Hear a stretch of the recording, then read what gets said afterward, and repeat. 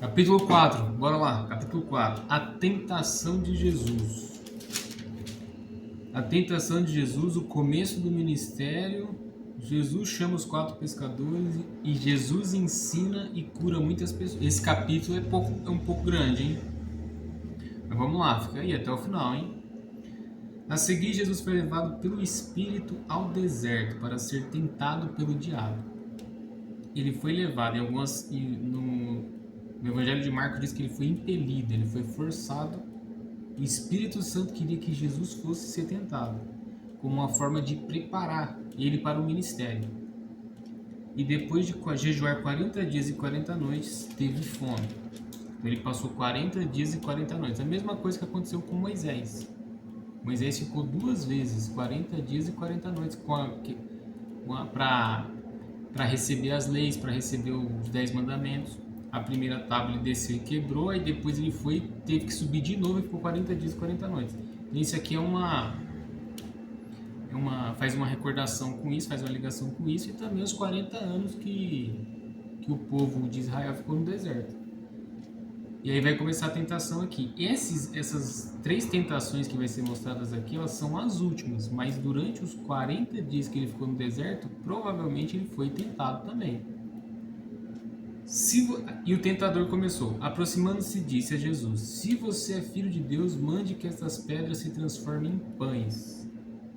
Primeira tentação, transformar as pedras em pães. Ele estava 40 dias sem comer e sem beber água. Mas Jesus respondeu: está escrito, o ser humano não viverá só de pão, mas de toda palavra que procede da boca de Deus. Ele tenta com a comida para transformar. Jesus poderia transformar, mas Jesus responde com a palavra. Ele cita Deuteronômio aqui. Então o diabo levou Jesus à cidade santa, Jerusalém, Belém. Colocou sobre o pináculo do templo e disse: se você é filho de Deus, jogue-se daqui, porque está escrito, aos seus anjos ele dará ordens a seu respeito e eles o sustentarão nas suas mãos, para que você não tropece em pedra alguma. Então Jesus vence a primeira pergunta citando a Bíblia, e agora o diabo astutamente usa a própria palavra. E leva ele, né, e diz assim: aos seus anjos lhe dará ordens a seu respeito, e eles o sustentarão nas suas mãos, para que você não tropece em alguma pedra. Ou seja, o que o diabo está utilizando aqui é uma palavra, é bíblico. Como a primeira também, de transformar as pedras em pães, porque ele é o Filho de Deus. Só que o fato de Jesus ser o Filho de Deus não faz com que ele tenha que fazer as coisas porque ele é o Filho de Deus, até porque ele está como ser humano, né? E Jesus responde. Jesus respondeu: também está escrito, não ponha à prova o Senhor seu Deus. E aí o diabo ainda levou ele a um alto monte, mostrou-lhe todos os reinos do mundo e a glória deles, e disse: tudo isso lhe darei, se prostrado você me adorar. Então Jesus lhe ordenou: vá embora, Satanás, porque está escrito, adore o Senhor seu Deus e preste culto somente a ele. Com isso o diabo deixou Jesus, e eis que vieram os anjos e o serviram. Então aqui a gente tem os 40 dias e 40 noites, o ambiente em que Jesus é mostrado aqui, que é o deserto, porque é um absurdo durante o dia de calor e durante a noite é frio. E a única maneira da gente explicar o porquê que ele conseguiu ficar 40 dias, assim como também o Moisés no Antigo Testamento conseguiu ficar 40 dias e 40 noites, é por causa da presença de Deus. Quando diz que os anjos o serviam aqui, não quer dizer que serviam no sentido de dar alimento, mas durante os 40 dias que ele foi tentado também, sem ser só essas passagens aqui, porque ele foi tentado os 40 dias, os anjos provavelmente apareciam lá. Como, por exemplo, tem na oração dele no Getsemane, quando ele praticamente vai ser entregue para ser açoitado, um anjo aparece ali e começa a consolar ele. Então, esse servir aqui é no sentido de consolo. Muito provavelmente, durante os 40 dias, apareceu anjos para consolar ele. E a presença de Deus também o sustentava. O começo do ministério da Galiléia. Ao ouvir que João tinha sido preso, João Batista, que batizou ele, tinha sido preso, Jesus voltou para a Galiléia e, deixando Nazaré, foi morar em Cafarnaum. Essa cidadezinha aqui chamada Cafarnaum é onde Pedro morava. E muito provavelmente foi a casa que Jesus fez como o QG dele, o quartel-general. Era dali que ele ficava e dali ele saía para fazer as pregações, para fazer as viagens dele, os ensinamentos. Então era uma cidade onde ele passou a maior parte do ministério, foi aqui, ó, em Cafarnaum. situada à beira-mar na região de Zebulon e Naftali. Isso aconteceu para se cumprir o que foi dito por meio do profeta. Aí o Mateus aqui cita o profeta de novo, o profeta Isaías. Terra de Zebulon e terra de Naftali, caminho do mar, além do Jordão, Galiléia dos gentios. O povo que vivia em trevas viu grande luz, e aos que viviam na região e sombra da morte resplandeceu-lhes a luz. Está falando do Messias, da revelação de Jesus. Daí em diante, Jesus começou a pregar e a dizer: arrependam-se, porque está próximo o reino dos céus. Aqui nós temos o resumo do livro, em certo sentido, e do propósito de Jesus. Daí ele começou a pregar, porque o propósito de Jesus era pregar, era ensinar. Uma das marcas do propósito de Jesus é o ensinamento, é a pregação, é trazer as boas novas. Daí em diante, Jesus começou a pregar e a dizer: arrependam-se, porque está próximo o reino dos céus. Só Mateus cita reino dos céus, nos outros evangelhos cita reino de Deus. Reino de Deus, reino dos céus é a mesma coisa, e Jesus é esse representante, é esse rei que representa o céu. Jesus chama 4 pescadores, aí vai começar a chamada aqui dos discípulos. Caminhando junto ao mar da Galileia, Jesus viu 2 irmãos, Simão, chamado Pedro, e André. Eles lançavam as redes ao mar porque eram pescadores. Jesus lhes disse: venham comigo e eu os farei pescadores de gente. Então eles deixaram imediatamente as redes e o seguiram. Preste atenção, eles estavam lá, eles trabalhavam com peixes, era uma família, né? Porque Pedro e o André eram irmãos, eles estavam lá, eles pescavam junto, tinham como se fosse uma empresa. Daqui a pouco vai falar sobre Tiago e o João, também praticamente trabalhavam junto com o pai. Perceba como que o chamado de Jesus tem autoridade. Jesus simplesmente chama e eles começam a seguir. E eles estavam nos afazeres do dia a dia. Então o chamado de Jesus vem na hora que a gente menos espera ou durante o nosso dia a dia. Então eles deixaram imediatamente as redes e o seguiram. Pouco mais adiante, viu outros 2 irmãos, Tiago, filho de Zebedeu, e João, o irmão dele. Eles estavam no barco em companhia de seu pai, o Zebedeu, né? Consertando as redes, e Jesus o chamou. Então eles, no mesmo instante, deixaram o barco e seu pai e seguiram Jesus. Muito provavelmente eles já conheciam.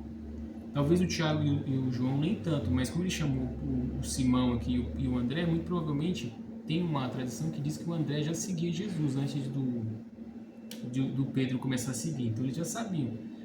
E o Tiago e o João já conheciam também, né? Que eram pescadores, estavam perto ali e viu o André e o Pedro indo junto, eles também começaram a ir, mas muito provavelmente eles já conheciam também. E aí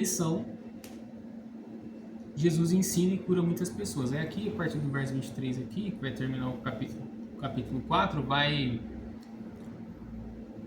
resumir o ministério de Jesus aqui nesse primeiro momento aqui, ó. Jesus percorria toda a Galiléia, ensinando nas sinagogas. O que é sinagoga? Sinagoga eram as igrejas, que era um local onde, a partir de 10 pessoas, a partir de 10 homens acima de 13 anos, que naquela época lá com 13 anos você já era considerado homem.